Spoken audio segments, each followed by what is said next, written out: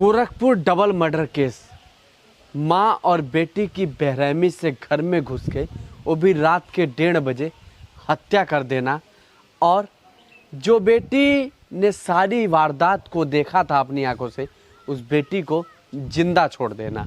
उसके बाद मोबाइल घर में नहीं पाना, मोबाइल घर से 200 मीटर की दूरी धान के खेत में पाया जाना।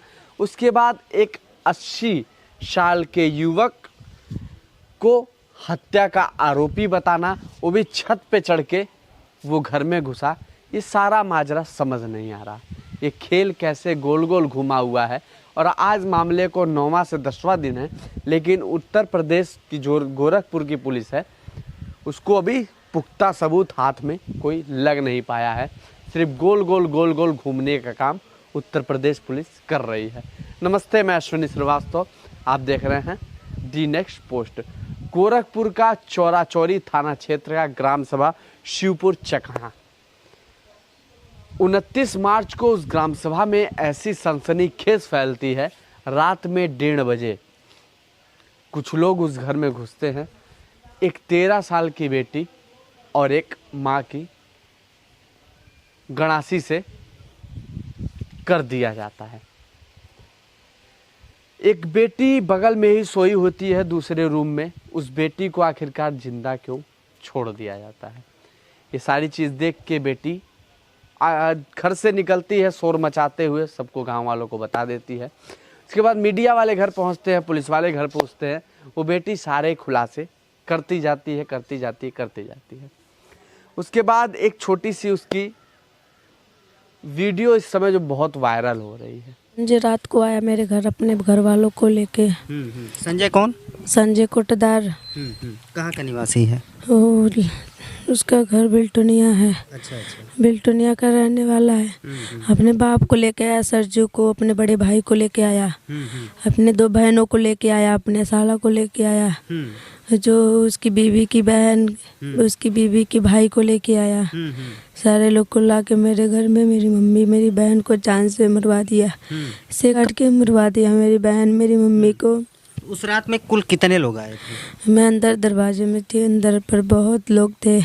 मैं 3 लोग का आवाज़ पहचानती हूँ। तो किसका आवाज़ आप पहचाने? संजय का, सरजू का जो बड़ा बेटा उसका, जो इस पे मिलिट्री में पता नहीं कहीं पे था, वो रिटायर हो गया है। ये बता रही है कि फौजी आदमी भी था, उसका भाई भी था, उसके पिता भी थे, तो बगल के गांव के कोटेदार थे। अब ये बात माजरा नहीं समझ में आ रहा, 80 साल का व्यक्ति कैसे छत पे से चढ़ सकता है। हालांकि ये ज़माना कुछ अलग ही चल रहा है, हो सकता है कुछ भी हो सकता है, लेकिन ये जो लड़की आपको सामने जवाब देती हुई नज़र आ रही है, खुशबू, वो आखिरकार जिंदा कैसे बच जाती है। और मोबाइल कैसे वो लोग लेके चले जाते हैं और घर से कुछ दूर ले जाके फेंक देते हैं। ये हत्या के 3-4 दिन बाद ये मोबाइल पाया जाता है। मोबाइल की फॉरेंसिक जांच हो रही होती है, मोबाइल से सारे डिटेल निकाले जाते हैं। हालांकि लगभग 50 से ज़्यादा लोगों से अभी तक पूछताछ की जा चुकी है, लेकिन हाथ अभी कुछ लगा नहीं है। संजय को बंद कर दिया गया है मुकदमा दर्ज करके। भाई और उसके पिताजी अभी गुमनाम ज़िंदगी जी रहे हैं, कहाँ हैं कुछ नहीं पता। अब यहाँ तमाम सवाल खड़े होते हैं। हालांकि ये खबर हुए लगभग 8 से 9 दिन हो चुके हैं, लेकिन उत्तर प्रदेश पुलिस के हाथ अभी कुछ लग नहीं पाया है। उत्तर प्रदेश पुलिस ने सोचा कुछ और था, और ये केस उससे ज़्यादा जलेबी की तरह उलझता हुआ नज़र आ रहा है। हालांकि अब थोड़ा सा संदेह भी होता है उत्तर प्रदेश पुलिस पे, क्योंकि ऐसे ऐसे कारनामे जो नज़र आ रहे हैं, उत्तर प्रदेश पुलिस बस कारनामा ही करती रहेगी, या फिर कहीं इस केस में उत्तर प्रदेश पुलिस बस खुर्रम ही तो नहीं पूरा कर रही है, या फिर आरोपी के घर से। ये सवाल मेरे नहीं है, सवाल जनता के हैं कि आखिरकार ये मामला इतना दिन हो गया, अभी भी पुलिस के हाथ वो पुख्ता सबूत क्यों नहीं लग पाया,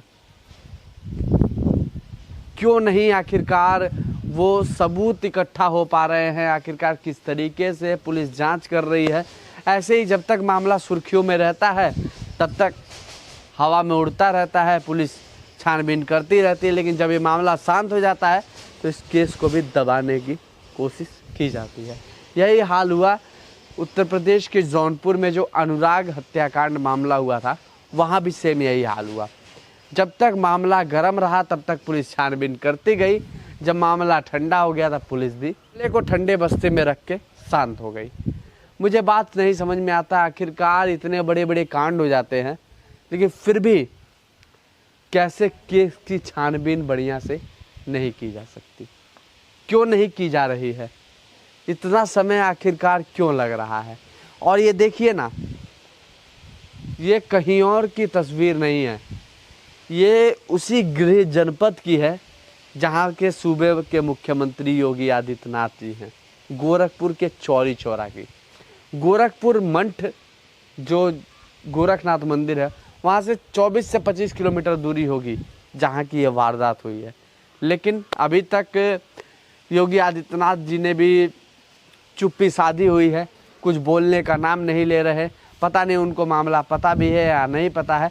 एक बार अगर वो संज्ञान ले ले तो हो सकता है इस मामले में ऐसी चाबी कस दी जाए और ये पुलिस साहब लोग ऐसे इसकी छानबीन करने लग जाए। आखिरकार कब तक ऐसा चलता रहेगा। और ये भी तो देखिए कि इसी गोरखपुर में डबल मर्डर केस हो जा रहा है।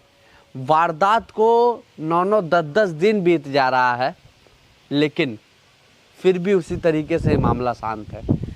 अब यहाँ सवाल खड़े हो रहे हैं, आखिरकार वो जो लड़की है खुशबू, वो अब आके बता रही है और कह रही है कि उस घर में हत्या के दिन कई लोग पहुँचे थे और उसमें से 3 लोग की आवाज़ बस मैं पहचान रही हूँ, संजय के पिता और संजय का भाई। उसके अलावा मैं किसी की और आवाज़ नहीं पहचान रही। और इस लड़की का ये भी कहना है कि उसकी वाइफ का भाई भी आया था, यानी संजय का साला। और केस समझ नहीं आ रहा कि किस तरीके से गोल गोल घूम रहा है। इधर आरोपी की बीवी भी केस की सीबीआई की जांच कर रही है, इधर ये लड़की भी सीबीआई की जांच कर रही है। हालांकि इतना तो समझ लीजिए, सीबीआई जांच तो ये लोग नहीं कराएंगे। इन लोगों को लगता है कि सीबीआई जांच करा के करेंगे क्या, कोई बहुत बड़ा मामला थोड़ी है, कोई बहुत बड़े पैसे वाले का मामला थोड़ी है, गरीब गुरबे लोगों का मामला है। गरीब गुरबों का मामला अगर सुनने लगेंगे, इतना पैसा फूकने लगेंगे, सीबीआई जांच कराने लगेंगे तो कहाँ से हो पाएगा। हालांकि अगर उत्तर प्रदेश पुलिस भी बढ़िया से छानबीन कर दे, बढ़िया से काम कर ले तो हो सकता है कि ज़रूरत ना पड़े। लेकिन ना जाने केस को 9-9 10-10 दिन हो जा रहा है और अभी कुछ नहीं पता चल पा रहा।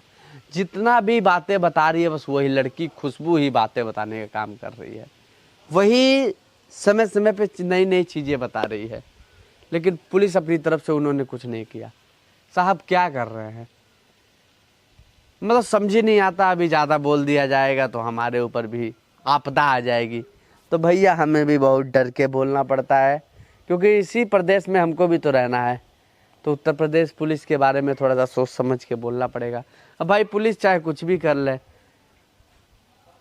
पुलिस कुछ भी कर ले, लोगों का किडनैप कर ले, फिरौती मांग ले, लेकिन हम तो कुछ नहीं कह सकते ना। बाकी आपकी क्या राय है कमेंट सेक्शन में ज़रूर बताइएगा। नमस्ते, मैं अश्विनी श्रीवास्तव, आप देख रहे थे दी नेक्स्ट पोस्ट।